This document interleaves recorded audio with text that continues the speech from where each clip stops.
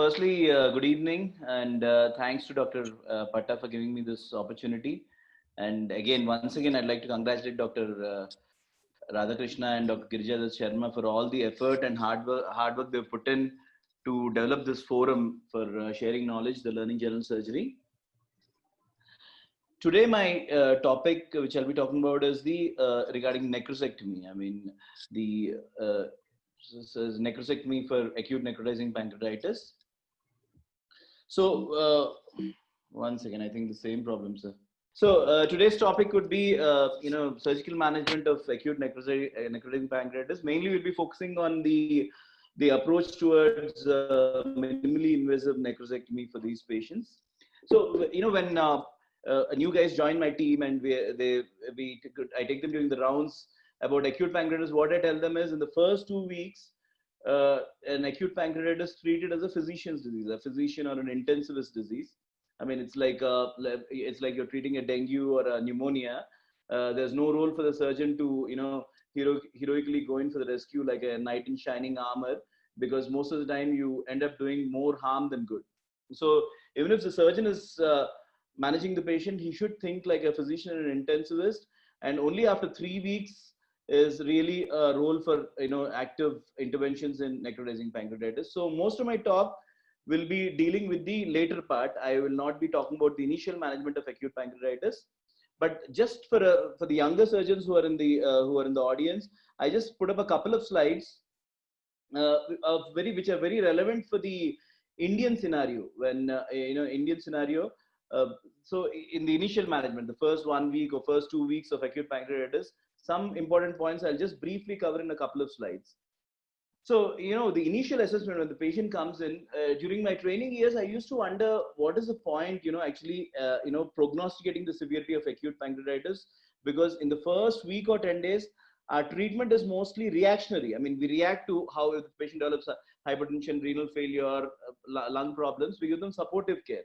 So what is the importance of a prognostic? Even in antibiotics now, there's no role for antibiotics in severe pancreatitis. But I think in the Indian scenario, when a patient comes in,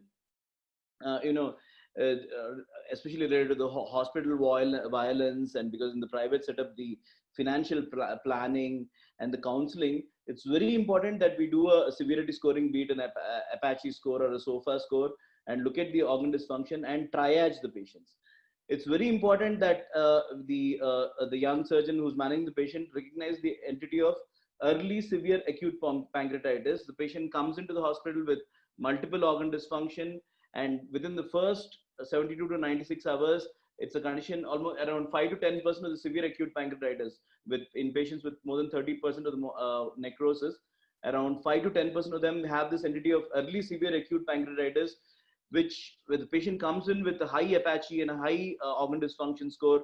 And these patients, despite all our efforts, they do very poorly and die within the first 96 hours. So in terms of the patient counseling and the financial planning, it's very important for us to triage these patients using these scores at the entry point. Fluid resuscitation in the early phase is, of course, very important because the fluid resuscitation is using finger-lactate. It's target-oriented, looking at the urine output, the hematocrit, and the blood pressure. I think again, this is, the role of prophylactic antibiotics in necrotizing pancreatitis is an area that has been very well studied. There's a good number of high quality data available in the literature. And as of now, the consensus is there is no role for prophylactic antibiotics in necrotizing pancreatitis. I know in all our meetings, we just, the end of the speech, the speaker says that, okay, everyone in the audience who's using prophylactic antibiotics, please put your hands up. And most of the antibiotics, the surgeons put their hands up and the meeting ends there. But I think it's all the more important in the Indian scenario, more than the Western scenario, because in the West, you take UK, US, the incidence of ESBLs is around 3 to 5%. They're more worried about MRSA. The Indian scenario, the incidence of ESBLs is, I think in the tertiary care centers, it's about 95%. 95% is the incidence of ESBLs, and the incidence of metallo-beta-lactamases, which are resistant to carbapenems, is almost 50%. So we are hardly left with these 3, 4, the carbapenems, colistin, tigecycline, these bunch of drugs. And if a patient comes in with clinically features of acute pancreatitis and SIRS, fever, tachycardia, and we start off with these high-end antibiotics, meropenem, colistin, in the first couple of weeks, by the time the patient actually needs antibiotics, like by the time the third or fourth week, when the patient actually needs antibiotics, we have already used this the higher end antibiotics for a long time, and in our Indian scenario, we are left with no options to treat these patients. So, especially in the Indian scenario, we should be very careful about using prophylactic antibiotics for this necrotizing pancreatitis patients. In fact, I would suggest not using, or if you're using, just for your satisfaction, to avoid extra pancreatic infections, use simple antibiotics like augmentin and cephalosporins, and reserve the higher end antibiotics for a much later stage. Another important tip, tip for the management of these patients is a CT scan. Usually, most of the patients, once they come into the hospital, they've already had a CT scan done outside for diagnosis, or the moment they come in, we do a CT scan. Many times the CT scan in the early part of the acute pancreatitis may be false positive or false negative. The pancreas may look hypoperfused because of the hypotension, and sometimes it may underreport necrosis, which may become better demarcated after the first week or so. So if a patient is not improving beyond the first week, don't rely on your entry CT scan, but do a CT scan beyond the 7th week, which will give you a more clearer picture of the extent of pancreatic and peripancreatic necrosis, the extent of fluid collections, and give you a better idea as to how the patient's course is going to go.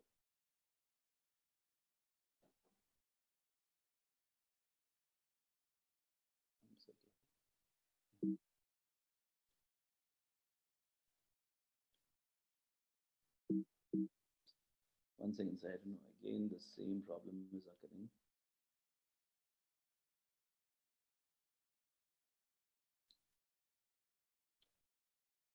Okay.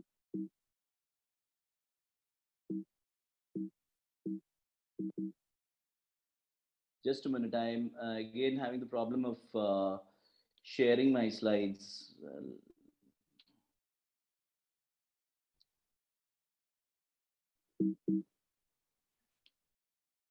Phani, can you click on that arrow on the slide mover? That may help you. Okay, yeah, fine, sir. Yeah, that's great. Thanks, sir. Thanks for the tip. That's working at least. Yeah. Then the other important thing, especially in our Indian scenario, is about the nutrition. I think most of the audience will know about the concepts in nutrition, acute pancreatitis. It's again an area where we have a very good high quality evidence. We have Cochrane reviews, we have meta-analysis, we have ESPN guidelines, and a lot of RCTs. We know that enteral nutrition is much better than total parenteral nutrition. Early institution of enteral feed decreases the infectious complications, improves the outcomes, and NG feeds are non-inferior to the NJ feeds. I mean, if the patient can tolerate NG feeds, they're as good as NJ. But specifically relevant to the Indian scenario, what I'd like to talk about is the oral on-demand versus NJ feeds. So what happens in the sort of tertiary care reference setup is a patient is usually managed at a primary or a secondary center for a couple of weeks, 2-3 weeks, and the patient is on oral on-demand therapy. But the patient's attenders and the doctors feel that he's taking adequate nutrition. When you actually calculate the calories, there's hardly a couple of 100 calories and very little protein intake. And by the time the patient comes to the tertiary center, comes to us, and in the 3rd or 4th week, and he needs an intervention, he is actually severely nutritionally dilapidated. So one thing would be especially when your patient has necrotizing pancreatitis and you're trying to manage him, don't rely on oral on-demand therapy. I mean, there is actually a trial published in 2014 on RCT, which shows equal results with oral on-demand versus NJ feeds. But these are in very controlled circumstances in which the patient is, looked at every day for his oral intake, tolerance, and all that. If the patient doesn't tolerate, he's immediately shifted to the other group. In our kind of setup, in the Indian setup, especially in the peripheries of the district level, when we initially managing pancreatitis, a lot of stress should be laid on the nutrition, and none of these patients with significant acute pancreatitis, with the phlegmon in the lesser sac, with the stomach being compressed, with their nausea, low-grade inflammation going on, we would never be able to have with reach an adequate nutritional status with an on-demand sort of approach, and we should preferably give them a tube feed so that by the time they come into the localized phase, the infectious phase in the 3rd or 4th week, we are ready to, they are not nutritionally depleted. Another thing is there's a lot of push, obviously, from the pharma for the elemental diets, L-arginine, glutamine, PUFA, unsaturated polyunsaturated fatty acids, and probiotics. But there is data to show that, I mean, there's no high quality evidence for them. There are some small studies which have shown some marginal benefit for these patients. But if looking at the cost of all this polymeric versus elemental and all these supplements, if you don't give it to the patient, it does not going to make much of a difference from what data we have as of now. Before we actually dive into the management of necrotizing pancreatitis, let us just clarify ourselves with the Atlanta classification once. So, the Atlanta classification looks at pancreatitis as basically interstitial pancreatitis or necrotizing pancreatitis. Any amount of necrosis, you call it necrotizing pancreatitis. In the first 4 weeks, we don't use this term pseudocyst anymore. We call them acute pancreatic fluid collections. And later on, we call them pseudocysts after 4 weeks. Likewise, acute necrotic collections and walled-off necrotic collections. One important point, if a patient has evidence of necrotizing pancreatitis at the diagnosis, you see that pancreas shows some degree of necrosis. Later on, whatever collections, we'll refer them to them as acute necrotic collections or walled-off pancreatic necrosis. It doesn't matter if you feel that it's a purely liquefied thing. If it is in the setting of necrotizing pancreatitis and not interstitial, we use the term acute necrotic collections, and after 4 weeks, walled-off necrosis. So basically, surgery for acute pancreatitis, we can look at it as early or late early interventions within the first couple of weeks, or we can look at it as late interventions after 2 weeks. So early interventions, most of these are actually redundant these days, but let us briefly go through them. So one is being unsure of the diagnosis. So it's in my GPMA days, it used to be a common issue. A patient comes with peritonitis. In those days, we used to do the DPL and the diagnostic peritoneal lavage. You get some cloudy kind of fluid with a bit of pus cells in it. Then we take them up for laparotomy and we find the saponification and evidence of pancreatitis. So, especially in the setting of necrotizing pancreatitis, doing an unnecessary laparotomy has found to worsen outcomes and increase the incidence of infectious complications. And in this current era, where in every district and every town CT scan is available, this is something which should be totally avoided. So again, a teaching point for the younger surgeons, general surgeons who are there. A patient comes to with peritonitis and he has no pneumoperitoneum.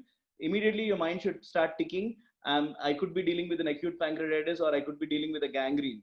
At least acute pancreatitis is something which can be immediately ruled out in these patients using a CT scan, and a laparotomy just for diagnosis in these patients should be avoided in the current era. Then two other early indications which we see in literature are ischemia and perforation and abdominal compartment syndrome. Again, perforation occurring in the later after the necrosis settles in is common. But both ischemia, perforation, and abdominal compartment syndrome, when they occur early in the course, are of course indications for surgery. We don't have choice.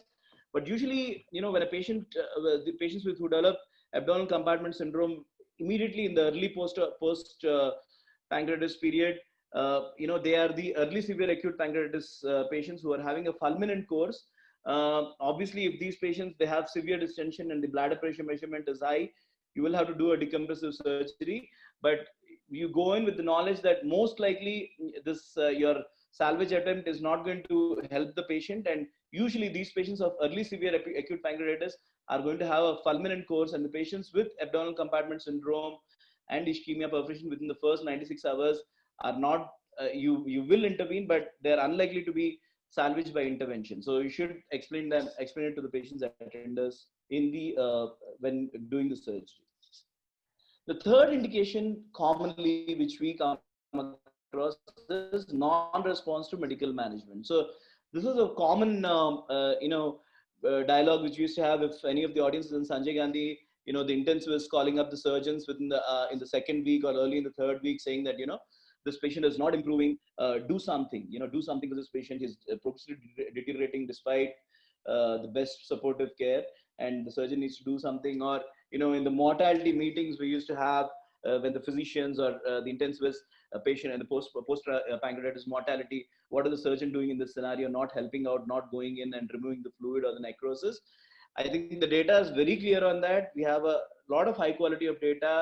Early surgery in, especially in the first 2 weeks for acute pancreatitis, early necrosectomy actually aggravates multi-organ failure, increases new onset multi-organ failure, increases the risk of hemorrhage, death, and it is to be avoided at all costs. So for all practical purposes, like I said, in the first 2 weeks, it is not a surgeon's disease. It is a physician and intensivist disease. If the surgeon is managing it, he has to think like a physician. And there's none, all these indications for acute surgery, early indications, unsure of diagnosis, non-responsive to medical management, are fairly redundant. So where do we go in for surgery for acute pancreatitis? It's mainly late surgery. Like I said, organ dysfunction and clinical deterioration within the first 4 weeks, generally you should avoid.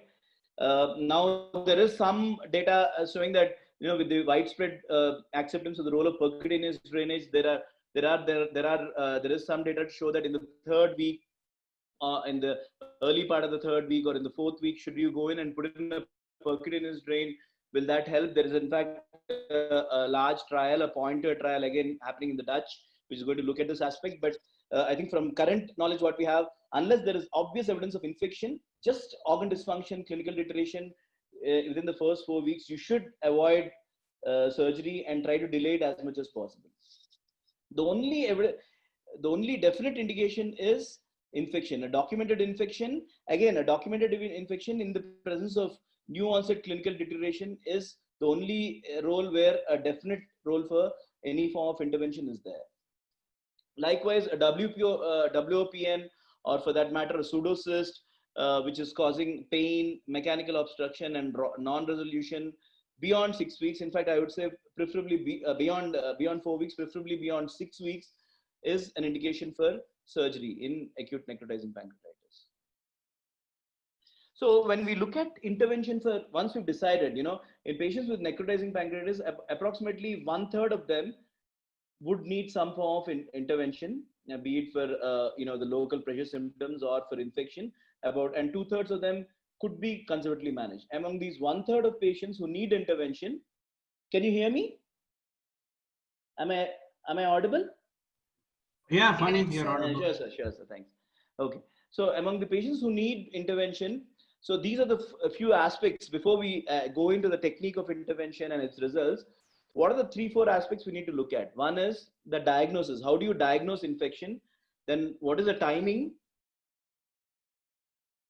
The location and extent of necrosis has a bearing on the type of intervention we do, and the nature of the the collection. What is the liquefied fraction? What is the amount of solid debris in it? That has a implication. And of course, the patient's clinical and nutritional status and the local expertise, how good your endoscopist is, or how the surgeon is well versed in minimally invasive approaches. All those also have a bearing in the approach you choose. So let's start with infection. So how do you document an infected acute necrotic collection, or a WOPN? I think the most obvious thing is, in a patient like this with extraluminal gas is the best way to diagnose. And most of the time, patients whom we go in for in necrotizing pancreatitis beyond the 4th week, when we go in, most of these patients have extraluminal gas, which could be a sign of infection, or it could be a sign of bowel erosion, which is almost equivalent to an infection. So what is the role of image-guided FNAC? I think image-guided FNAC, if you look at the Asian guidelines, it's still in the guidelines, it's an important integral part of the management protocol. But if you ask me, over a period of time, it has fallen out of favor. So there are several reasons for this. So there's a lot of false positives due to contamination. There could be false negatives because we've done the FNAC too early. So false positives and false negatives are there. Combining these, the accuracy of these tests would be around 2/3. In 2/3 of the patient only, it's accurate. And again, FNAC alone does not decide. So beyond the 4th week, just because if the FNAC is positive and the patient is clinically doing well, there is data to show that infected necrosis can be managed conservatively with antibiotics alone without intervening. So FNAC alone doesn't decide. So when on the other hand, when a patient usually deteriorates beyond 4th week, a new onset organ dysfunction, persistent septic features are there, it's usually due to infection. So really the FNAC report alone as a standalone does not really have much role. And of course, with the step-up approach, more and more we are doing percutaneous drainage as the first stage. So once you do the percutaneous drainage, you already have, the access, you have the fluid for culture, and you get the bacteriology. So in limited cases, like for example, the situation which I was talking to about, beyond 4 weeks, the patient is not showing clinical improvement, progressively failure to thrive, but with not much of septic features, and there is some dilemma whether I should go in those kind of patients, or in some patients in which you're managing conservatively, or there's for some reason there is you have a doubt of fungal sepsis based on the counts or some clinical picture. If you're thinking fungal sepsis in those, other than those specific cases, there's not much role for image-guided FNAC in the current management of acute pancreatitis. Most of the time, it's a combination of the timing. Usually sepsis sets in beyond the 3rd week.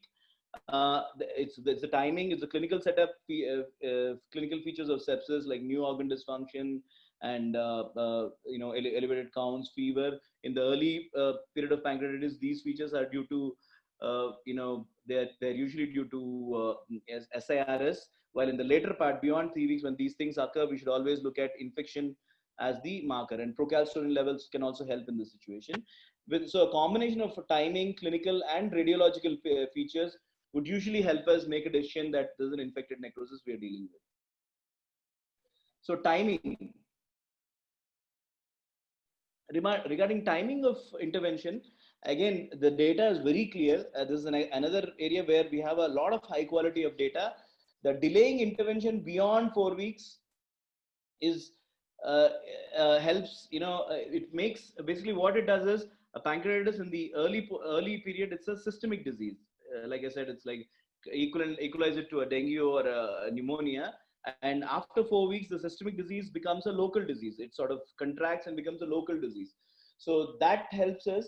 And in addition to that, there's better demarcation of necrosis. The liquefaction is more, it becomes well encapsulated. Usually this occurs between the 4th to 6th week. So it is better to delay it as much as possible. But of course, you have to maintain a balance. Too much of delay is also not good.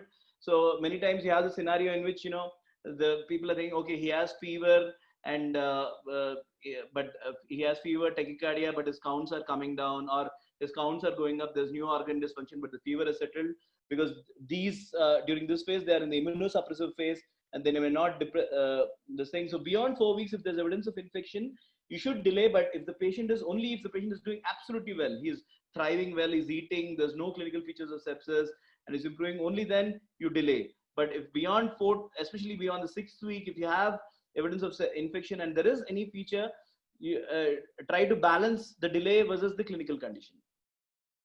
So, again, in this area, there's a lot of RCTs.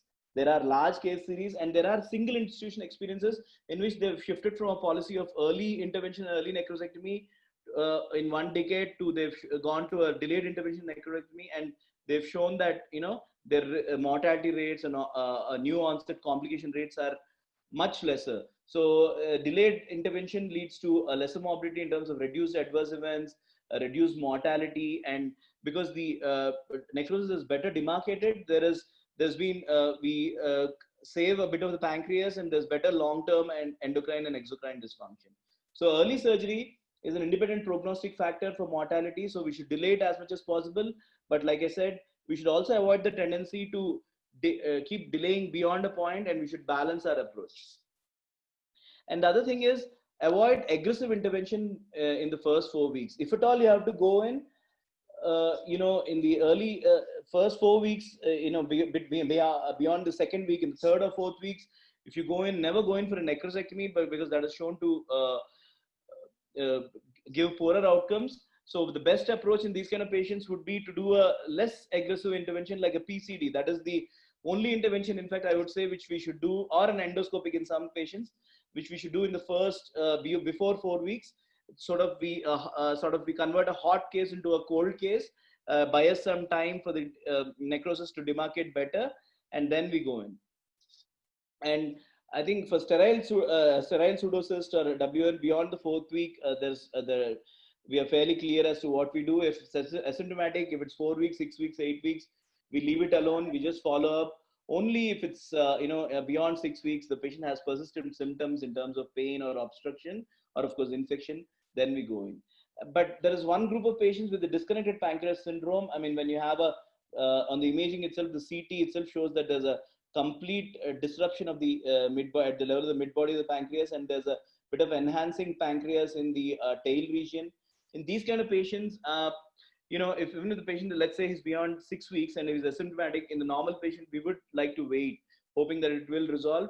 In these kind of patients, you should be forewarned that an isolated pancreas syndrome, the pseudocyst, is unlikely to resolve because the pancreatic secretions don't have anywhere else to go. So in these kind of patients, usually we should wait till 6 weeks, of course, for the wall to mature. But once it is 6 weeks, there's no point, because once you have an isolated pancreas syndrome, it is unlikely to resolve by itself, and you should do some sort of an intervention, and preferably an endoscopic intervention for these patients, because they will have fistulas which take ages to heal or may never stop. And we have patients who have 6 weeks, 6 months also, they continue with the pancreatic fistula. Then the location of extent of necrosis also dictates the sort of approach which we use for these patients. When you have central necrosis, it's the endoscopic or the laparoscopic approach is ideal for these patients.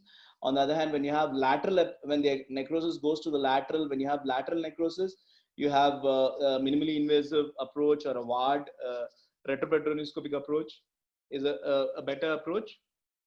On the other hand, when you have extensive necrosis, like you have central with bilateral retroperitoneoscopic with a large amount of pancreatic and peripancreatic necrosis to handle, and especially necrosis which goes along the route of small bowel mesentery, which is difficult to tackle by any of our minimally invasive techniques, or if there's associated colonic fistulization, we should do open. But even then, open should be as a part of a step-up approach. Even then, we should put in catheters to buy time, convert a cold case to a hot case, slightly, hopefully improve the patient a bit, and delay up to the 6th week. And of course, the nature of the acute necrotic collection or the walled-off necrosis has a very important impact. So look at this. The CT is not a very good modality to assess the amount of liquefaction. You see this patient. If you saw the CT of this patient, I would say that at least 60-70% of this patient has had a liquefied component. So it's good for maybe an endoscopic or a endoscopic approach, or a percutaneous catheter. But the same patient, when you do a T2 fat saturated MRI, a T2 weighted fat saturated MRI, you can see that it's almost 90 to 100%. It's a solid this thing.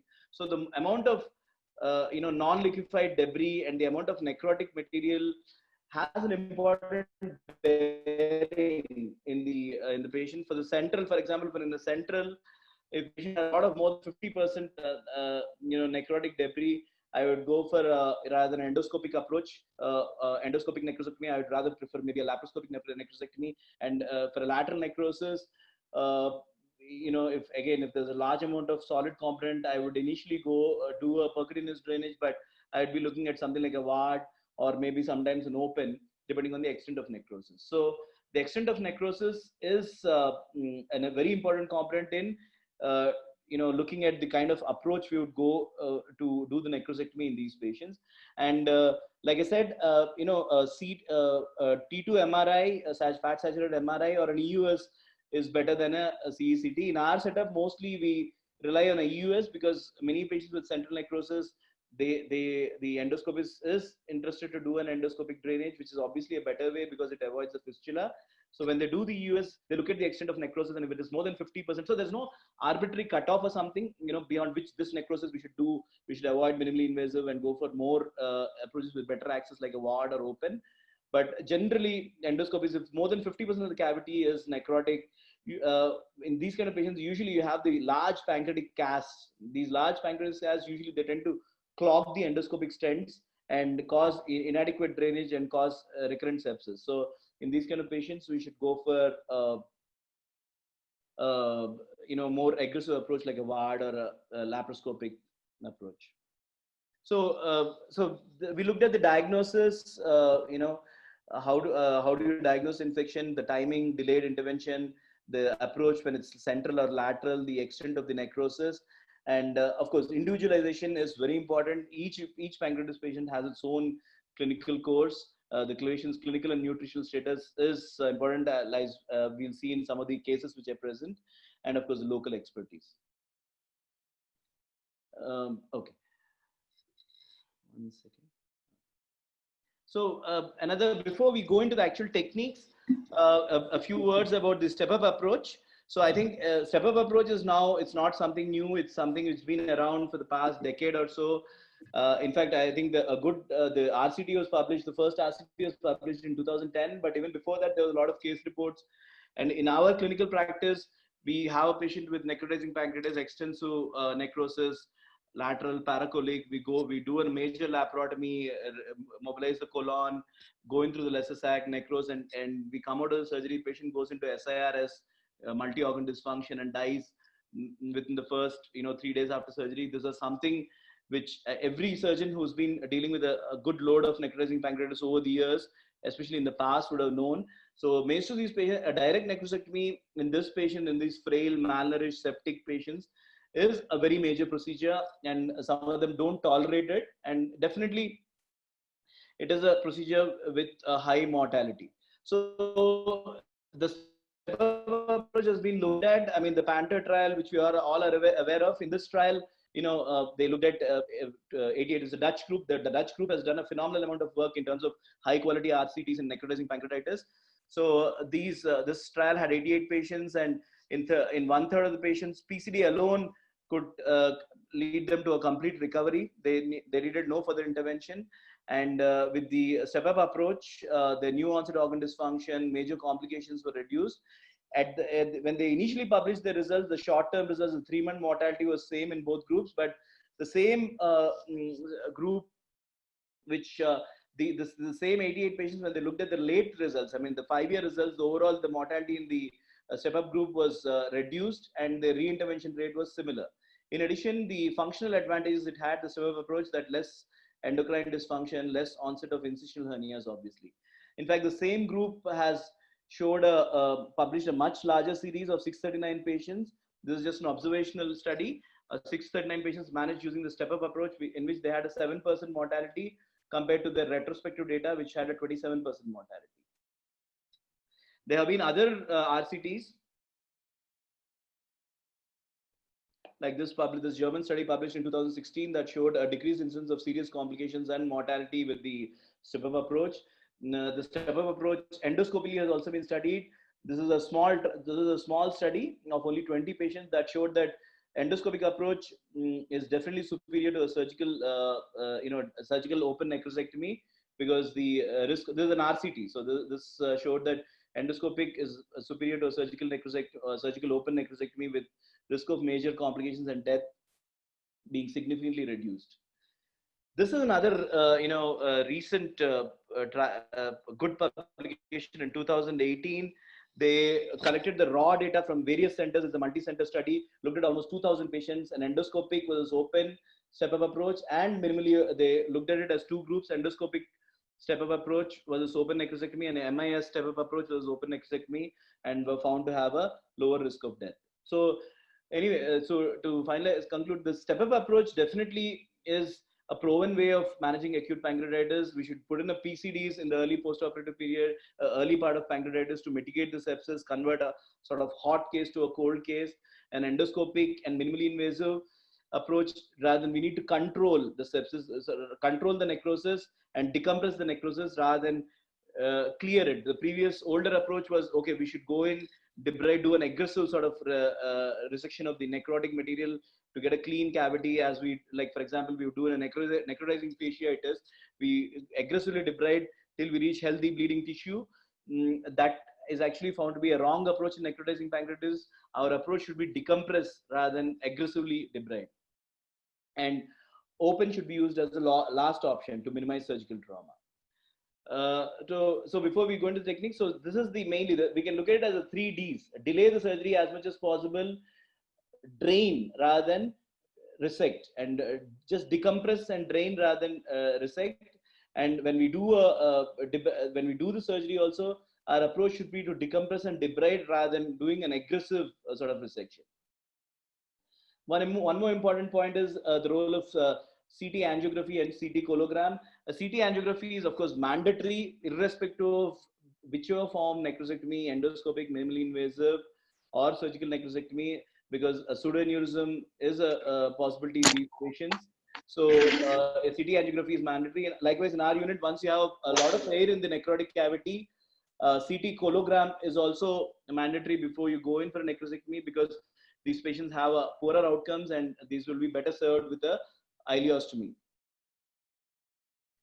So looking at the techniques per se, first we look at percutaneous drainage. Percutaneous drainage is now unequivocally, proven as the first line of therapy. It is the only form of therapy which we should consider within the 4 weeks. Within the first 4 weeks,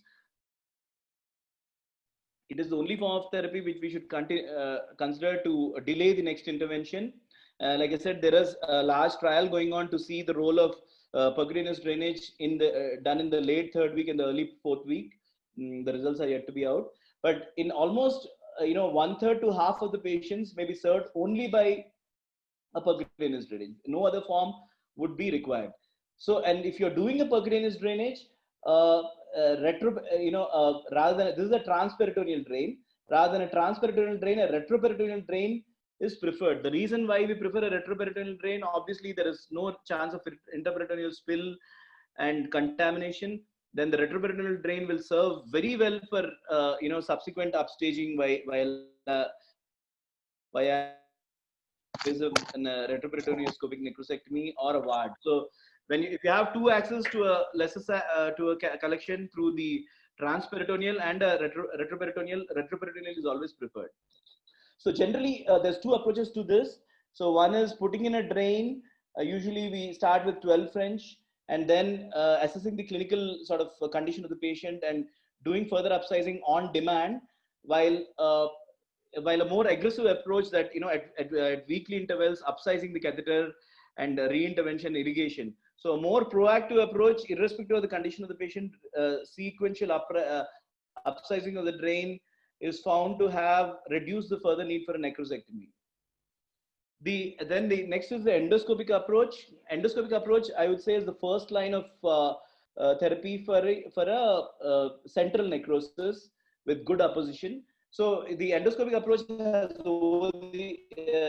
evolved over the years. Initially, they used to just puncture and put in a couple of pigtail plastic catheters, and most of the time in necrotizing pancreatitis, as you know, these get closed and the results were not that great.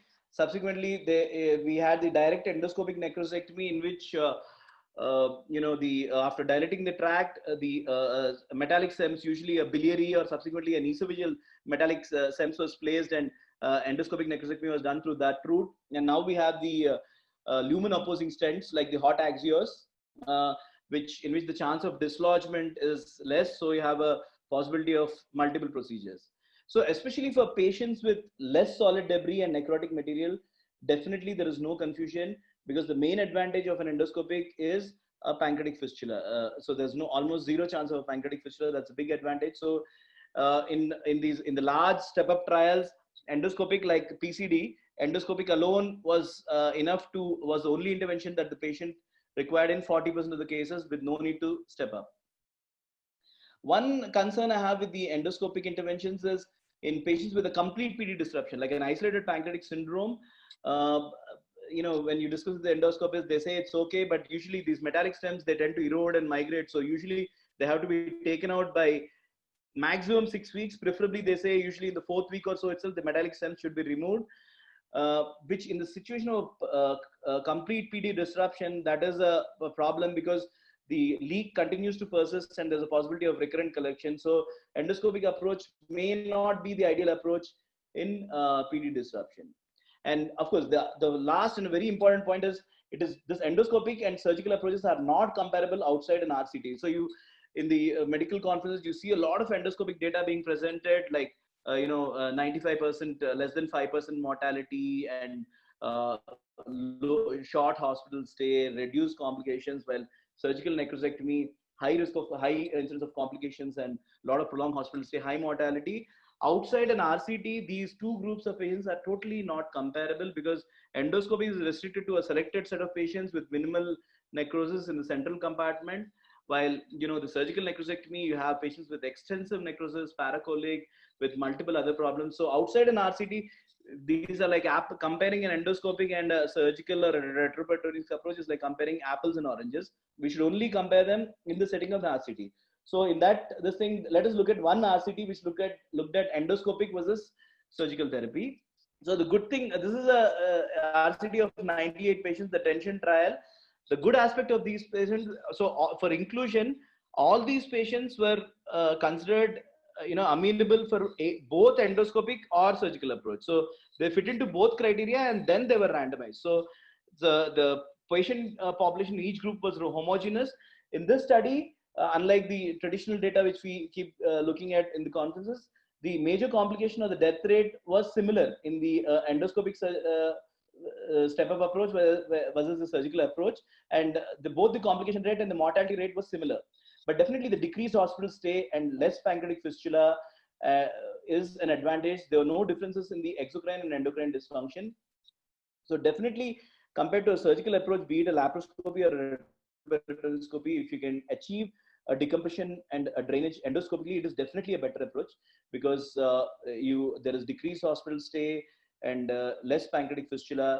But as we'll see, it does have its some setbacks, which we'll discuss in the subsequent videos. Now let's look at open necrosectomy. Open necrosectomy is of course still the gold standard. It is something which is unavoidable in a certain group of patients. The main thing is the patients with extensive necrosis, especially like I said, the patients with the root of mesentery necrosis, bilateral paracolic necrosis, an extensive lesser sac necrosis going around the head region also. These patients are really difficult to keep on decompressing.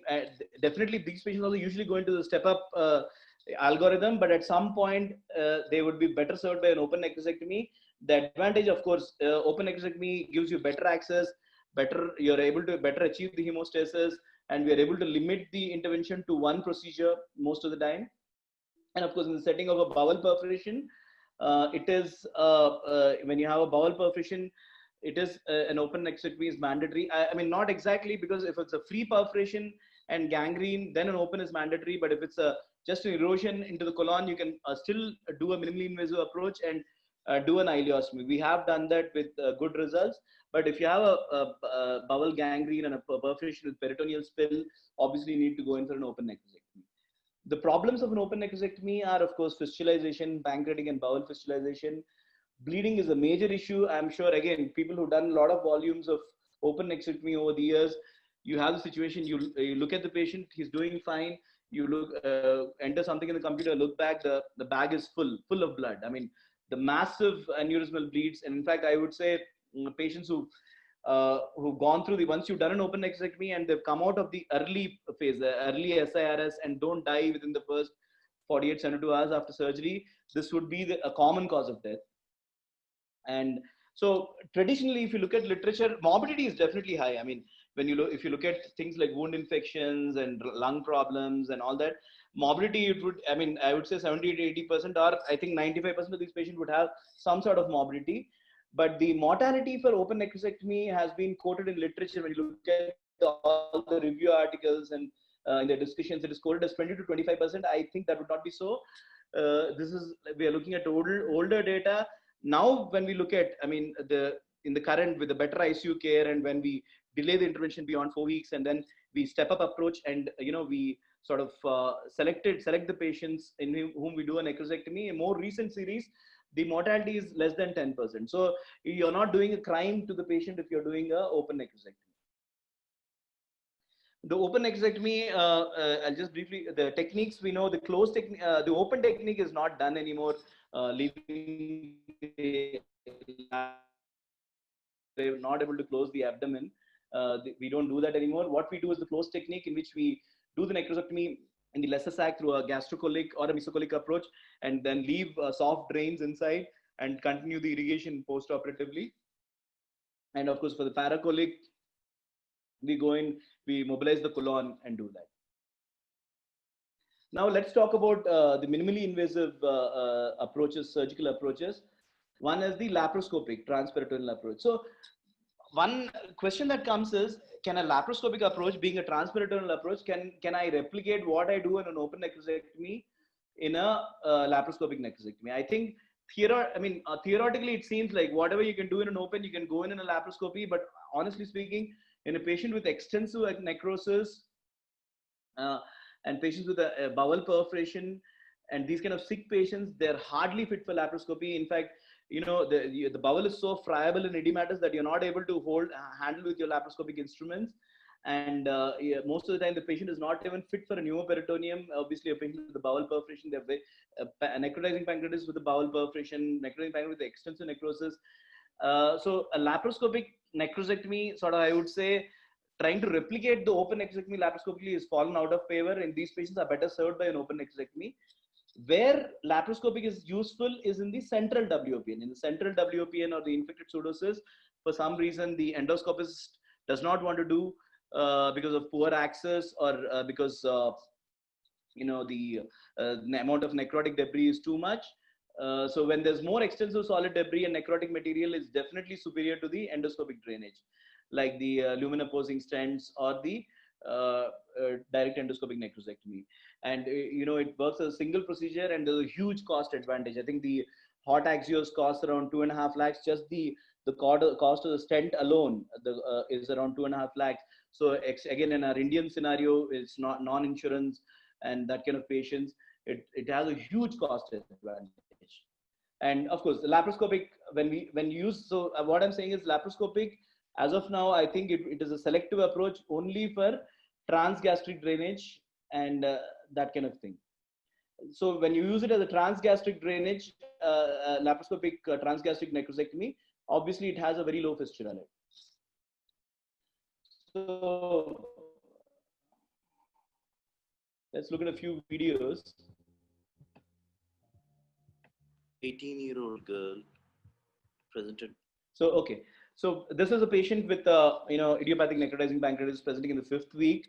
So she was taken up for a US guided drainage, but there was more than 50% necrosis. You can see the CT image of this patient. So there's a lot of solid debris in this. So we decided to go for a laparoscopic transgastric necrosectomy. The technique wise, it's fairly straightforward, and people who are used to doing a laparoscopic cystogastrostomy, it's the exact same ports and the exact same approach. We go in, we do an anterior gastrotomy about, anywhere between 6 to 8 centimeters, especially, the antrum and body growths when they're there. It's easy to do it by a laparoscopic, while if it's there at the fundus or something like that, it's technically slightly more difficult to do it by laparoscopic. And I would really recommend the endoscopist to go ahead and do their part. But if it's in the body and the antrum, which is most of the time the most commonest location, this is how we do it. So this is the incision being made in the antrum. Then once we make the incision to create a working space, we suture the edges of the gastrotomy to the greater and the lesser curvature.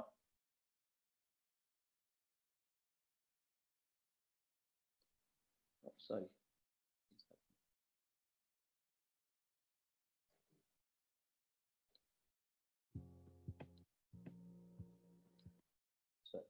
Yeah, so we suture it to the greater and lesser curvature.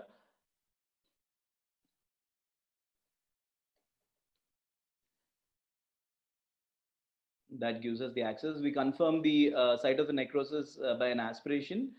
If it's a predominantly solid, even then always a little bit of fluid would be there. So this stitch which we take, this stitching stitch, is extremely important, because especially in WOPNs with a lot of necrosis, the wall is very thick, and this stitch sort of helps us keep the access and not lose the access. Like for example, in this patient, we illustrate beautifully. We've actually punctured the posterior wall, but the fluid seeps out and goes into the planes between the stomach wall and the pseudocyst. Can you hear me? Can you hear me? Excuse me? Yeah, Phani, we can. You can hear me, sir? Okay. So yeah, so we've lost the access here. If you can see that, it's very important. So when you're doing the endoscopic laparoscopic cystogastrostomy, once you do your initial puncture, the fluid which the cyst starts decompressing and the fluid seeps in the space between the cyst wall and the gastric wall, and you may lose track. So here again we are retaking the stitch. Once we have the access, we are retaking the stitch so that it includes the full thickness. You can see the full thickness is about 1.5 centimeters. And once you have that, we are doing a we're using a stapler. In here, we are using a purple reload of Covidian to do the necrosectomy. So here, I'd like to tell you the advantages. See, one is when you use even a hot axios, which is obviously an expensive alternative, the channel which you get is barely 2 centimeters. And the wall thickness of the length of the hot axios is around 2.5 centimeters. What we have now, I think maybe 3 centimeters. So for a wall thickness beyond 2 centimeters, one thing, it's technically very difficult. And patients with extensive necrosis like this, you'll see in this patient, they have large pancreatic casts, which through the working channels which we have through an endoscope, honestly speaking, we will see it in our minimally invasive necrosectomy videos. With the working channel which we have through an endoscope, it is really difficult to keep on taking this piecemeal necrosis out. You might have to do the same motion of going in, coming out around 300-400 times, which is extremely tedious and difficult. And so we are not actually able to do a very good job for these patients with endoscopic. I mean, going in, going out, a couple of 100 times, bringing out the necrosis every time would obviously a very difficult task. While with the kind of access which we have, a 5 to 6 centimeters access which we have with this kind of, with the endoscopic thing, the entire pancreatic cast with the laparoscopic, the entire pancreatic cast can be removed in one go. And likewise, even if, the purpose of necrosis, like I said, is not to completely remove all the necrosis, but decompress and water comes out loosely.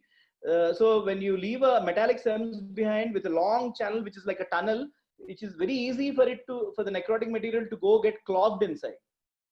While when we do the laparoscopic transgastric necrosectomy, the opening which we have is so wide that the chance of that is almost zero. So that's why I say that though endoscopic, I would definitely say is the, for patients with central necrosis, it is this thing of choice. The laparoscopic is in patients with significant amount of necrosis, it's a superior approach. Likewise, of course, one more thing, when during our MS days, again, we used to think that draining an infected cavity into the bowel is not a great idea. You only decompress pseudocysts, but never do infected necrosis. But once with the endoscopic, once the endoscopic data came in, all the infected necrosis being drained into the stomach and the patient's doing well, now it's no more a contraindication. So any patient with lesser sac necrosis, we preferably do it transgastric because that avoids one major morbidity, which is the pancreatic fistula.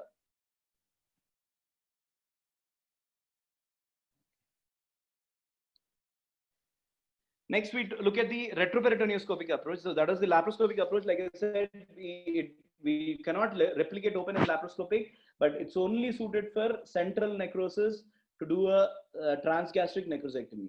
The next is the retroperitonioscopic necrosis.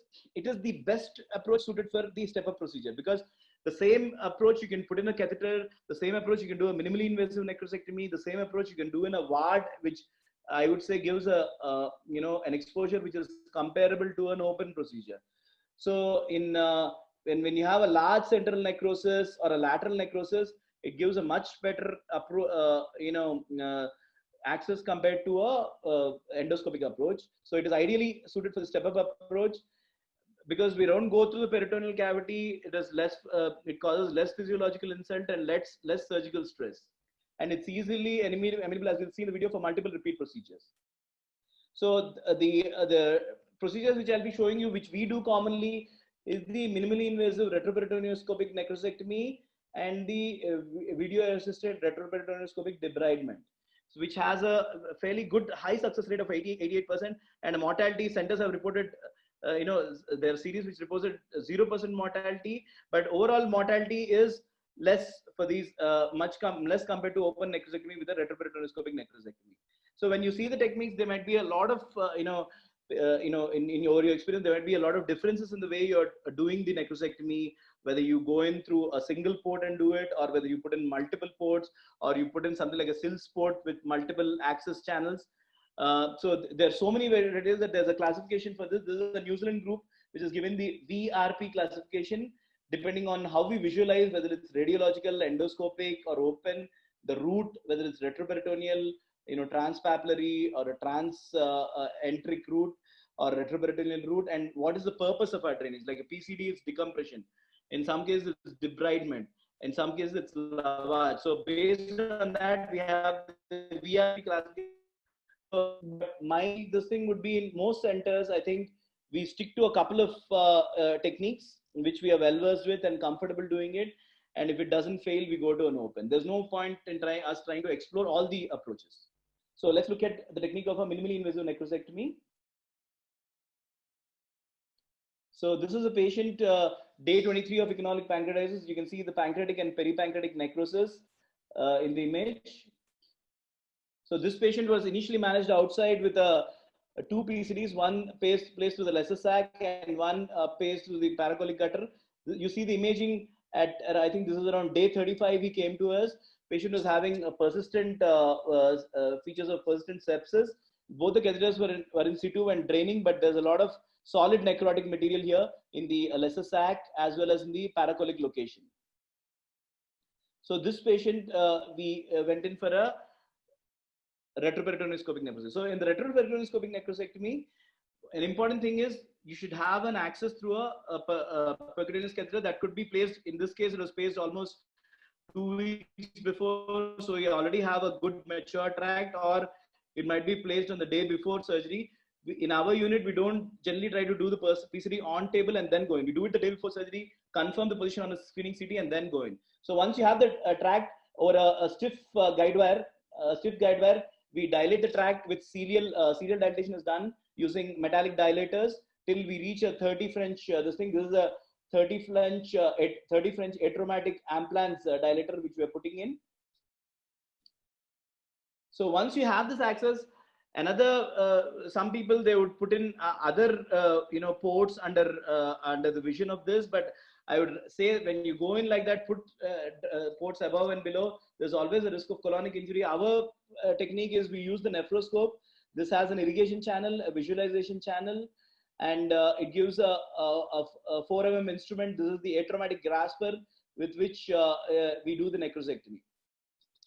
So this kind of necrosectomy, once we go in, it's a very patient job. So our purpose when we do a minimally invasive necrosectomy is not to actually debride aggressively. What we do, we just keep, it's like, imagine it's something like a TURP. There we sort of excavate. In this, we just loosen the necrosis, keep pulling, teasing at the necrosis slowly over a period of time. And then with the irrigation sometimes, and some necrosis which we hold with our grasper and bring out, we keep doing that and intermittently keep irrigating. And as a gradual procedure, like again, I said, necrosectomy is now a very conservative procedure. We don't, the traditional thing, I want to see healthy bleeding red tissues on all sides. If you go for that philosophy, inevitably you'll injure some bowel loop or cause a pseudoneurysmal bleed. So as you can see, most of the time, as we keep on loosening the necrosis, it keeps coming out. But it is a very patient procedure.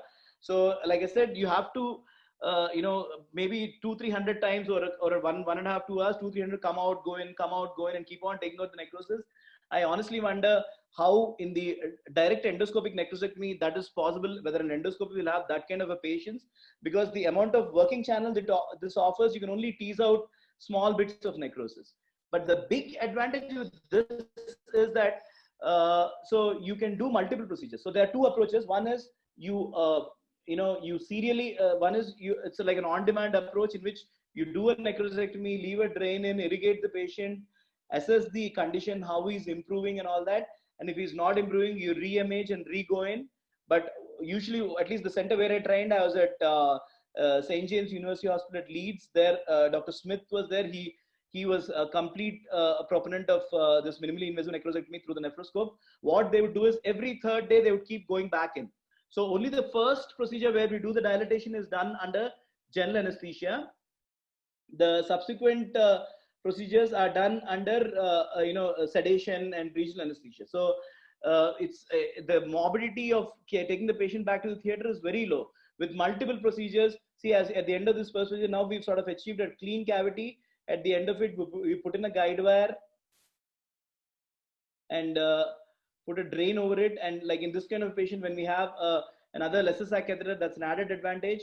We can continue the irrigation, and we either depending on the amount of necrosis, we do a planned intervention sometime later, 3 days to 7 days later. Or if we think we've done a fairly good job, in this case, we've sort of achieved a fairly clean cavity.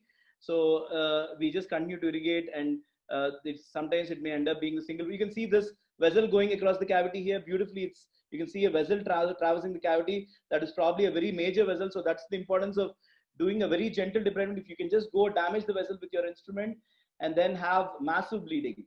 So again, an important point, if you, what do you do if you encounter massive bleeding during the course of a minimally invasive necrosectomy? I would say just, try to pack the cavity and take them to an angio suite, trying to achieve doing an open laparotomy and trying to control the bleeding by open surgery is very difficult in these cases. And unless of course it's such a tumultuous bleed that you don't have time, it is better to control it, pack the cavity and control with an angiography.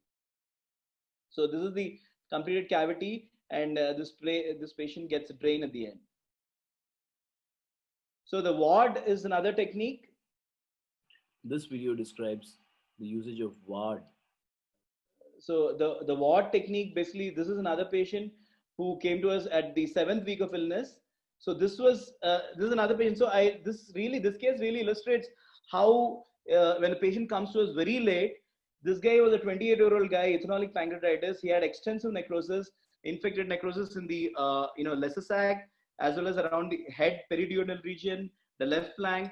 The problem is for 7 days he's been on on-demand nutrition. That means he's just been taking orally.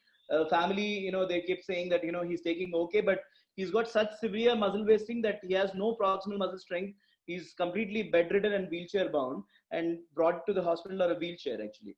So this kind of patient with the kind of extensive necrosis you see in the image, if you see the imaging,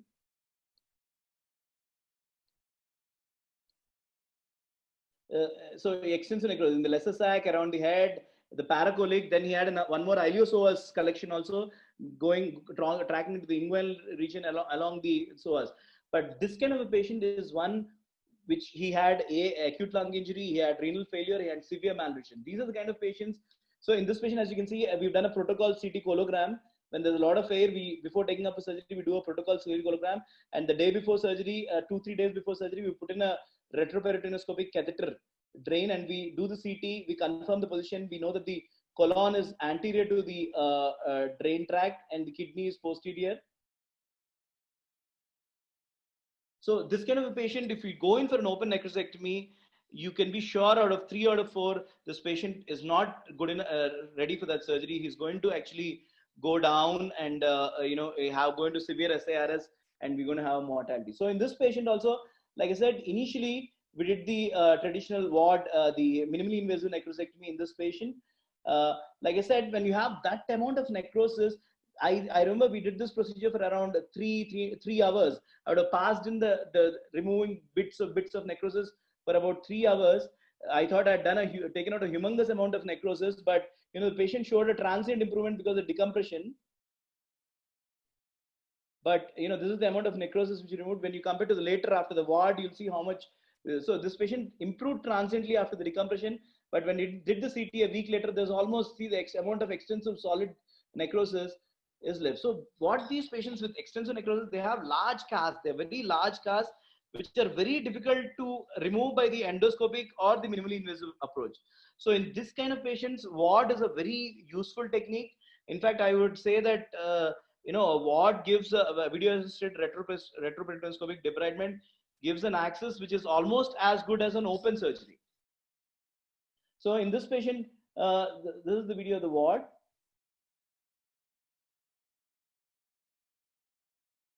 So, we already know that the colon is lying anterior to the drain. So our incision starts from the drain and goes only posteriorly. one good trick would be in these patients who already have a drain in situ to fill it up with saline so as to distend the cavity. So when the cavity is distended, our initial access becomes easier. So the last part of it, we go through, go a bit bluntly, get into the cavity. Then of course, using the finger as the guide, all the 3 layers of muscles, the external, internal oblique transabdominis, they're all released and we have the access.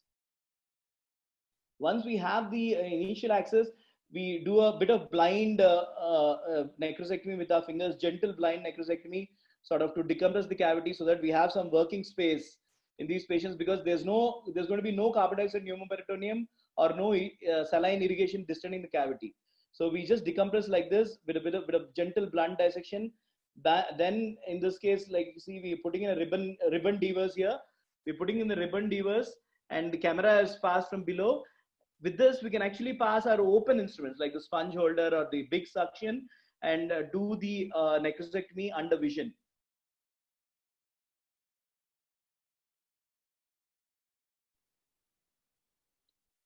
So you can see the sort of access we have, and we're doing the necrosectomy under vision here.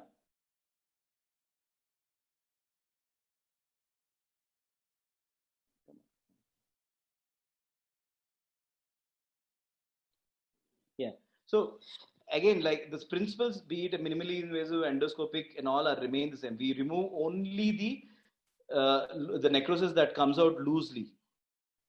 We don't tug it, when we see some structure that looks like a vessel that could be going across the cavity or something, we don't tug at it. We don't try to achieve healthy granulation tissues. We just remove the loose necrosis. But the main advantage, like in this page, I'll just show you the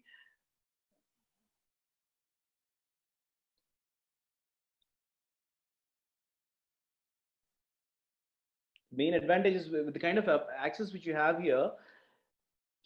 Yeah, see, look, this is the large pancreatic cast, which is the visualization is almost as you have in an open surgery. This is the actually single large cast which we would have been, chipping away at it endoscopically or minimally. We would have been chipping away at it like a sculpture and taking ages and ages. And definitely we would not have the patients to remove it in one go. But these kind of large pancreatic casts, when this patient with extensive necrosis, we can, as you see, the ward gives us the kind of access by which we can remove the whole necrotic cast in one go. The entire cast is being removed in one go. So at the end of the we keep in here also we have 2 catheters, luckily, so which can be used for post-operative irrigation. In between, we keep on irrigating the cavity to secure the hemostasis. If you remember the CT, he had a collection in the head region as well. So based on the CT and this thing, we are decompressing the head collection again, and these kind of inaccessible areas.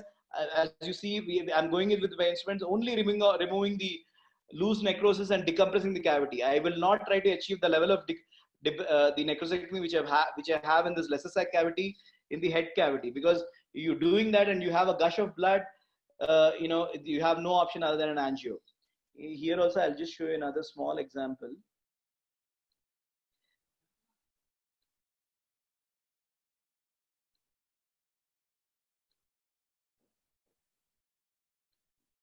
Yeah, here at the 9 o'clock in the screen, you'll see a small, you will see a tortuous vascular structure here, which we will try, we try to remove the necrosis around that. But once we realize it's a vessel, this part somewhere here.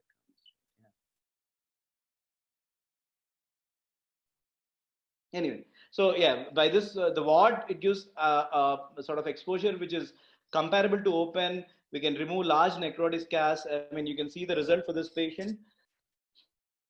You saw the result of the MIS. There was almost no change. This is the amount of necrosis which we removed. This is the necrotic cast alone that we removed. The single large cast we removed in this patient. And you can see the CT in this patient. The first CT, the pre-ward CT, after the MIS, 1 week after the MIS, you can see the large drain place. And this is the post-ward CT, just 1 week after the procedure, showing the necrosis is completely gone and the cavity is collapsed.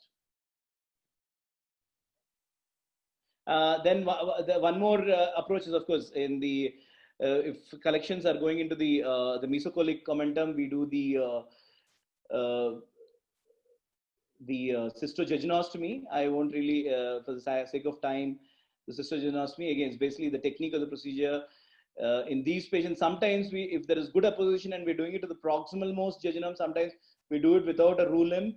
But if we are doing it in an infected necrosis and all that, we don't take that chance because there's always a possibility of leak. So we make a rule limb and then do a wide anastomosis. Again here, if possible with a stapler or with a hand-sewn suturing, we can make a wide anastomosis, and because of that, the risk of compared to an endoscopic approach, the large pancreatitis cast clogging up the communication is not there.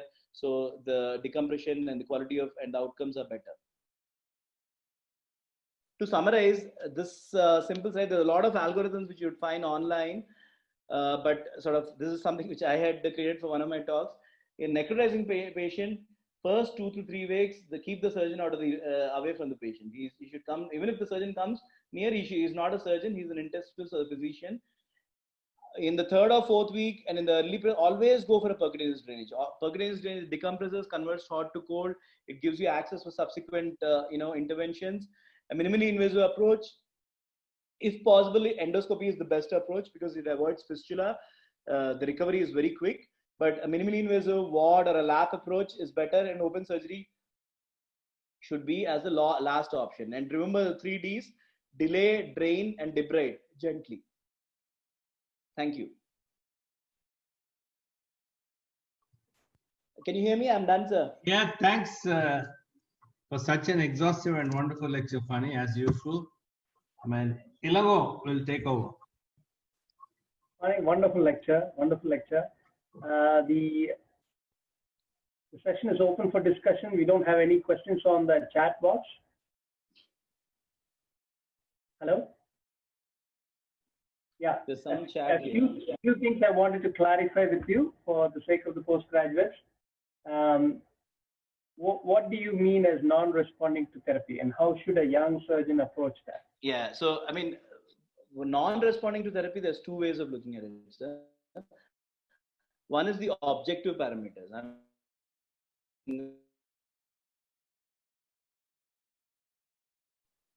New onset organ dysfunction. There it's pretty black and white. I mean, a patient is having new onset sepsis beyond the 3rd week. You have imaging to confirm sepsis, or you can do a procalcitonin or put all things together. There's no confusion. The other non-responding to treatment is the gray area, in which the patient doesn't have your counts are normal. There's no fever. There's no organ dysfunction, but he's generally unwell. I mean, the so-called failure to thrive. This is the area where a lot of us take a misstep, that we look at the objective parameters and we think the patient is well, and we keep on delaying the intervention. But there is a sort of point beyond which, point of no return, in which the patient is so sick that if you do an intervention, he may not tolerate the intervention. So this failure to thrive is obviously something where we can go wrong. So that's something which comes with experience. I would say if a patient with what I tell my when we have a patient with infective necrosis and you're not intervening in him beyond 4 weeks, if you say I'm going to wait and watch it, then the patient should be doing absolutely great. I mean, he should be eating well, he should be walking around, he should have no organ dysfunction. Only then I would conservatively manage. If beyond the 5th week, beyond 6th week, even if he's not having objective, but if one of these things is going wrong, he's not eating well, he's not looking well, so sort of failure to thrive criteria, that is an indication for intervention. We should not wait till everything is totally bad and only then intervene. There are a couple of more questions. What's the role of hydrogen peroxide in debridement? Do you use that? Yeah, no, we don't have not used it, but there is in the endoscopic series. I think now it is being in the direct DE and the direct endoscopic necrosectomy. It is being used as a it's found in trials, and there are a lot of studies which showing a positive role of hydrogen peroxide. So they do the endoscopic necrosectomy, they leave a catheter into the cavity, and you use hydrogen peroxide. Definitely hydrogen peroxide in the retroperitonioscopic necrosectomy also, it is a safe approach. We have used it, but right now we don't really use it much. It is something that can be used and shown to have some beneficial results. One is it expands the cavity and sort of flushes out the necrotic debris, and it has some antiseptic role. There's no risk of systemic spread because there's already a very well walled off cavity. How do you manage a sudden massive bleeding after necrosectomy, and how can we prevent it? It's from Dr. Manpreet. So prevent it is of course a very important thing. So when you're taking up a patient, there's some subtle clues. One is obviously you do a CT and you see a massive pseudoaneurysm. You should be very, I mean, you should do a high quality CT angio with a good reconstruction. Then if a patient has a clot, a large clot inside a cavity, that should ring your alarm bells. A patient who has an episode of melena, that should ring your alarm bells. So it could be a pseudoaneurysm which is directly decompressing into the bowel, and then there's no clot or anything, but then it should ring an alarm. And the fourth sort of scenario is of course a post-operative bleed. Way of managing it is definitely by an angiography. So how do you salvage these patients? Well, if you're doing a ward or an open necrotizing, obviously you can pack the abdomen. You can try to do some salvage, take a couple of sutures and all that if you're doing an open necrotizing, but don't rest with that. So, when a patient, for example, we had a patient around a couple of years back, post-cystal gastrostomy, he had a massive bleed in the night. The bleed was so massive that we had to rush him back to the theater. So I opened the abdomen, opened the system. This was, I mean, in the open days. So I opened the abdomen, opened the cystal gastrostomy. I could see the bleeding from the mesocolic, middle colic middle colic territory. I took a couple of bites, but don't take it easy. Think that open is going to succeed. Open is a bad approach and it's inevitably bound to fail. So in this patient also, what I did, I sort of packed the cavity, attached the pack gauzes to a Riles tube, closed the anterior gastrotomy, took him, stabilized him, took him next day morning for an angioembolization. So when they didn't find any active source of bleed, told them that to embolize the middle colic artery at the origin, because that is where the cutoff was. So I asked them to identify the vessel there, and we sort of, because even when you take a suture, the tissues could be so friable that a few days later it may again slough off. So to answer your question, it should always be angio. In a desperate situation, you could try to, if the patient is in shock and you can't arrange the logistics, you could try to do by an open surgery, but even that is buying time to stabilize the patient for an angio. The question from Dr. Parvesh Shukla: what is the most valuable severity scoring system in acute pancreatitis? Do you have anything like that? Yeah. No, I'll tell you. I think what we have been using is the Apache, because a patient comes in, you do an ABG anyway, and an Apache, it can be done serially every day. It can be serially every day, and it shows a progression. So that's one thing we use. But if you honestly ask me, in clinical practice, the organ dysfunction sort of so far, you can do it as a score or a subjective assessment of is the organ dysfunction improving, or the organ dysfunction worsening, or the new persisting, or the new organ. That sort of tells you what is severe and what is acute, what is going to resolve. Can I add some points on this? Absolutely, sir. So, see, all these scoring systems, they predict so that you treat them more aggressively. It is not a way to tell them, okay, this patient is going to do badly. It's going to give you an inkling about a complicated course. I think the key deciding things that you should understand is organ failure, especially multi-organ failure. So you should avoid that situation. I think the next worst situation is a badly infected pancreatic necrosis. I still believe in a lot of preventive work in that, but the severity scoring system is to help you predict and compare your data with others. Apart from that, in the individual cases, the role is pretty minimal. There's a question from Dr. Srinivas Reddy. In a disconnected pancreatic duct syndrome, does the endoscopic stent has to pass into the disconnected pancreas, or only stenting of the papilla is enough? So, in a disconnected pancreatic, if in a proper disconnected pancreatic, when you have a viable tail of the pancreas, there's not much of, see, if you ask the endoscopists who do the, hot axios and metallic stents, they say it's okay because we drain it for 4 weeks. In the meanwhile, the fibros off and the tract remains patent for a few more weeks. So hopefully in the middle, the remain intact. But ERCP stenting is not feasible in a disconnected pancreas. When you have such a wide gap, it is unlikely that you'll bridge the gap and go into the opposite side.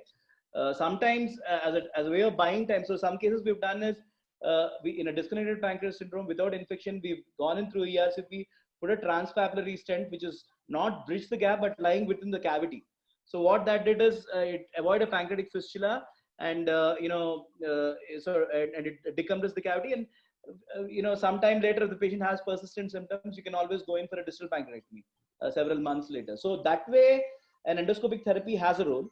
Endoscopic, you can do a transpapillary drainage of the cavity and avoid a fistula. Yes, sir. Can you hear me? Can you hear me? I can hear you, Phani. Yeah. So a transpapillary drainage in a disconnected pancreatitis to avoid a fistula and buy time is one option. And endoscopists, they say that disconnected pancreatic duct is not a contraindication to a DEN, I mean, a direct endoscopic necrosectomy or a endoscopic drainage. But I'm a bit skeptical about that, obviously, because once you remove the stent, metallic stent within a few weeks, there is always the possibility of the cavity, the tract closing off. It's a relatively small tract, around 2 centimeters, 1.5, 2 centimeters tract, which has been held open by the stent actually. So once you remove it, it collapses to even smaller. So, so endotherapy is a laparoscopic cystogastrostomy or enteral drainage is a better option than a disconnected system. That's how I see it too. So I have also tried endoscopic sphincterotomies, the papillotomies on the pancreatic sphincter, and some of my friends have tried going through the minor papilla as well, doing the minor papilla sphincterotomy. Very hard to treat that situation. I think the only easy access is to, if you have a collection, is to drain it enterally into the stomach. Absolutely. Otherwise, it's very difficult. And doing a distal pancreatectomy in this inflamed, adherent abdomen, even in the late phase, very, very difficult. I mean, seriously, once I have got into trouble like this, what I thought was the pancreas was just the cake to omentum on top of the pancreas, something which you can never distinguish. Okay. And in case of PD disruption with pseudocyst, what's the way of management? So, like I think we already discussed that an enteric drainage, preferably if it's in lesser site, cystogastrostomy, cystoenterostomy, or an endoscopic, hot lumen opposing stent, or a transpapillary drainage to decompress it by time for a later intervention. These are the 3-4 options we have in IPD. One situation where in an isolated pancreatic duct is in the traumatic situation, when patient comes in, 3-4 days only, and you have a completely disrupted pancreas. That is one area where I would go in for a surgery early sometimes, because if it's a traumatic disruption, then we sometimes go in and do an exercise, because that really sort of shortens the course, and recovery is very shortened by that procedure early. But even that patient, if he comes in referred to you a couple of weeks after the onset of the trauma, then he becomes a regular necrotizing pancreatitis patient. Funny, during my time with Dr. H. he always used to say that the pseudocyst is formed because the anterior surface of the pancreatic duct is necrosed and it has given way and then forms a collection. So would you classify them still as necrosis? What's your take on that? No, so I don't think all pseudocysts are associated with major disruptions of the pancreatic. Definitely, I mean, in our experience, how I can tell is that, when we have patients with just interstitial pancreatitis, which is sort of resolved as a fluid collection, and we go in and we do a lap chole, hoping that is going to resolve because it's interstitial, and a few months later, you still have a persisting pseudocyst which is symptomatic. So it's not just the major disruptions, but sometimes the minor disruptions in the duct can also lead to pseudocyst forming. But like you said, the prognosis wise, these pseudocysts are more likely to sort of resolve and self-resolve. So we have more questions coming up. Is there any role of pigtail drainage in the first 2 weeks in case of that's a useful. I would definitely not in the first 2 weeks. I mean, don't touch the patient in the first 2 weeks. But our traditional thing of minimally invasive or surgical interventions has been after 4 weeks. There's one trial which was published in, I think, 2017 or 18, in which I think, again, a lot of data is from the Dutch group only in percutaneous drainage and step up.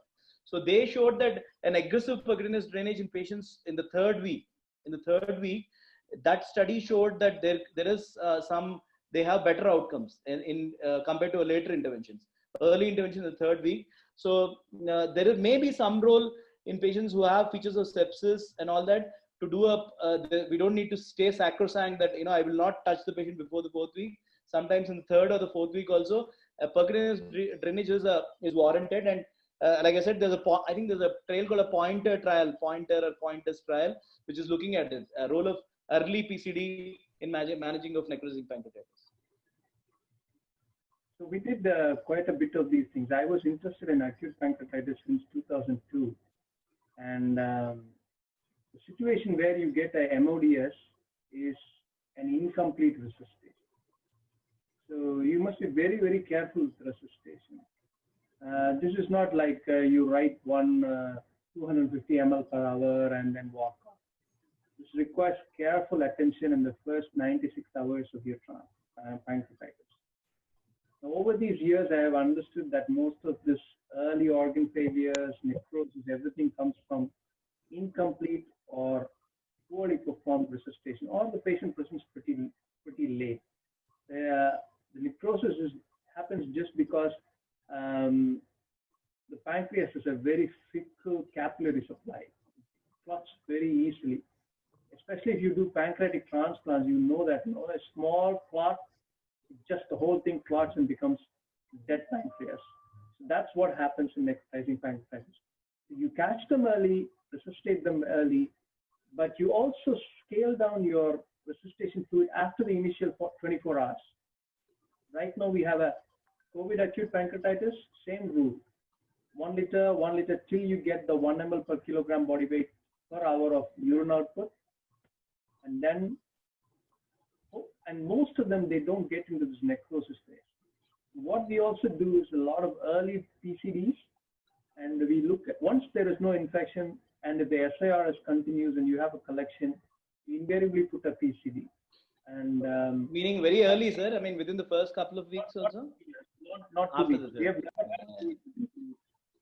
it's more towards the 4th week, and if they still remain in the hospital, that's started happening recently. Most of my patients, when they used to present, when I was practicing as a GI surgeon, used to come early. So we have never had to do this. Most of the necrosis I'm operating are now managed by ICU specialists, or they are referred from other people because of my interest in pancreatitis. That's the only time when we see, and there is persistent SARS, there is a possibility of infection. I don't go for FNAC, I just do PCD and send the sample. Limited role for FNAC with SPC. Yeah. Almost every patient with necrotizing would have a PCD, so there's not much of role for an FNAC. Yeah. So, sorry, you? No, what I said was every patient would at some point, most necrotizing infected necrosis would at some point have a PCD, a percutaneous drainage, so there's not much of a role for a FNAC these days. Yeah. And most of them actually settle down with it. I usually put 2 PCDs and irrigate them. And once I cross 12 French, I serially dilate them. Once they cross 12 French, I'm very comfortable doing it from the flank to the central pancreas. Yes. So probably my approach is slightly different. No, I mean, in literature, so data also shows around 50+, half the patients will get treated by PCD alone. And do you practice early oral feeding for your patients in pancreatitis? See, I think early oral feeding, meaning less than 3 days, I don't think it's so important. I mean, the data shows there's again trials which looked at very early, less than 3 days, versus after 3 days, and they have not shown any advantage. So when the patient is so much of nausea, vomiting, bloating, and unstable, this thing. But once the 3rd day, patient thinks that we have a direction, we always early nutrition. And my preference is, sir, always if we have an inpatient, get an NG or an NG tube placed first, because the on-demand oral feeding principle, and if you have a very good dedicated dietitian and that kind of a principle, it works. If not, we just go and ask in the round, has the patient eaten enough? He says okay, attendant says okay, and we are happy. And the actual calorie, when you sit down and look at the calorie, it is very, very little actually. So whenever if there's a patient with pancreatitis who's in for the long run, who's got more than 30% necrosis, is going to have a prolonged course, need for an intervention, possible need for an intervention, an NJ, in fact, to be honest with you, our medical gastroenterologists say, argue with me, why put an NG? NG is as good. But I always feel with the phlegmon compressing the stomach, the nausea tolerance, then NG, you have to keep on checking the residue every 4 hourly. The nurses may not be that meticulous as doing it. I always feel safer with an NG. But of course, literature shows that if you look at the pure literature, oral on-demand, tube feeds, NG, NJ are equally good. But I think in our scenario, always, I mean, tube feeding and preferably NJ. I worked in a very small hospital. It's a mission hospital in Chennai, where we used to get lots of acute pancreatitis. So we developed something called a checklist protocol with John Winston. This was in 2011. And we had quite a bit of deaths in acute pancreatitis. So we started instituting this. This treatment protocol was completely nurse-driven. And when we looked at the data, it's now 10 years now. We've done 11 revisions on the. Am I clear? We've done about 11 revisions on the checklist protocol for various small things. What we have found out that early identification of severity, extremely good resuscitation. Most of them do not have nausea once 24 hours is finished. Invariably at 96 hours, they are on regular. It's a very small hospital. I cannot even elemental diets or all this stuff. I don't give probiotics. Most of them are not on antibiotics. They bring food from home and they tolerate that food. And I got used to this protocol, so I sort of necrotizing pancreatitis is pretty rare in that scenario. So that's just out of thing. Preferable size of the initial drain in PCD?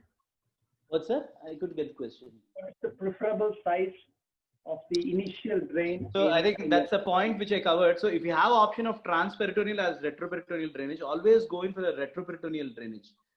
It's a better access. If preferably both. If you can do both, we can use it as irrigation subsequently. But if you have two approaches, you can have only one option. The retroperitoneal drainage is always better because using that tract, it is useful for the subsequent necrosectomy and the drainage. And then there's no, if the catheter dislodges or something like that, there's no risk of peritoneal spill. So the preferred route, whenever central collection also comes to the flank or when there's a lateral collection, always a flank drainage is, and also behind the colon. Obviously. Most of the time, yeah, it is always the colon is lifted up. Ilango Pari is there. I think you had a good dinner or something. Pari has got something to say. You have to unmute, Pari. Unmute, Pari. I just joined 30 seconds ago. So, I wanted to join, but I managed to come back home only now. So I'll just be watching you guys. Okay, let's take some more questions for Phani. You've still got questions, Phani. What are your thoughts on the wait and watch policy for asymptomatic walled off pancreatic necrosis? So, again, I think we've again discussed it. I am absolutely okay with, I mean, if asymptomatic walled off pancreatitis in the absence of infection, absolutely there's no dilemma. The dilemma comes in when infected necrosis can be conservatively managed, is what I said.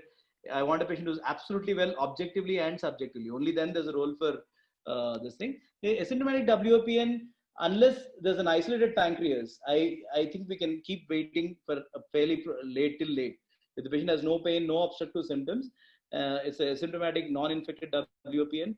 There's no, there's no sort of guideline that only thing, okay, if it is progressively coming down, you wait and wait. On the other hand, if it's progressively increasing beyond the 6 weeks, you'd be more towards, sort of intervening. But the same situation, if you have a completely disconnected duct with an isolated pancreas, viable pancreas in the tail, after 6 weeks, I'd be more towards doing some sort of enteric drainage, either endoscopically or laparoscopically. Phani, there's one more question, and I also wanted to clarify something. What is the role of early epidural analgesia in acute pancreatitis? Does it reduce the extent of pancreatic necrosis? What's your thought or take on this? I think you should answer that question, sir. Absolutely no experience in this. And I know it's used in acute pancreatitis in the early pain reliever, but whether it has any role in necrosis, I have not really come across any data about this. Anyone else in the audience who may have an idea about this? I don't think so. I've never used epidural analgesia for acute pancreatitis. Pari, your take? It looks like some guys coming from, some of the guys coming from UK seem to be interested in that. What I have seen is that in early acute pancreatitis, probably it helps in reducing the pulmonary complication. The patients tend to breathe better, and the incidence of atelectasis and seems to be much less. Probably it might help there in early acute pancreatitis where pain is a major concern. Other than that, I am not sure how it could influence the extent of necrosis. What I found, Pari, is whenever the patient has persistent pain, I invariably go and look at the intake of the charges. I think you can refer. See, I may be extremely biased and I may be seeing certain things. I've been wondering about this. Most of the patients who receive adequate resuscitation in the first 24 hours of the presentation, they are pain-free. I have never used tramadol for more than 3 or 4 doses in acute pancreatitis. This was complete surprise for me. This was complete surprise. I have presented this data to John Windsor. He said, maybe you're seeing mild pancreatitis. I still maintain those records and I still keep following that. Now, even in New York, we've started introducing that, and Dr. Prithvi is sending patients on acute pancreatitis. It's a very simple protocol, and most of them are absolutely pain-free. I'm willing to share this on this. I think I've shown this on the acute pancreatitis discussions earlier. Good resuscitation, pain-free. They will be pain-free. Most of the time, when they have pain beyond 24 hours, I think the mistake happens there. We have not given adequate fluid. We have not resuscitated them. So one other thing which I have noticed is your pulmonary complications. One of the things which I have noticed is a mild hypoxemia in these patients. It may be because they are not breathing properly, but there is also a description of a shunt. There is atelectasis in both the bases. So I invariably give them oxygen. So this is one of the, I'm not getting his name, one of the pancreatitis guy from Kerala who's settled in the US now, Pichumani, CS Pichumani actually encouraged me to take up GI surgery in 2002. And one of his papers describes the pulmonary complications in pancreatitis. He's given 3 or 4 mechanisms for pulmonary issues.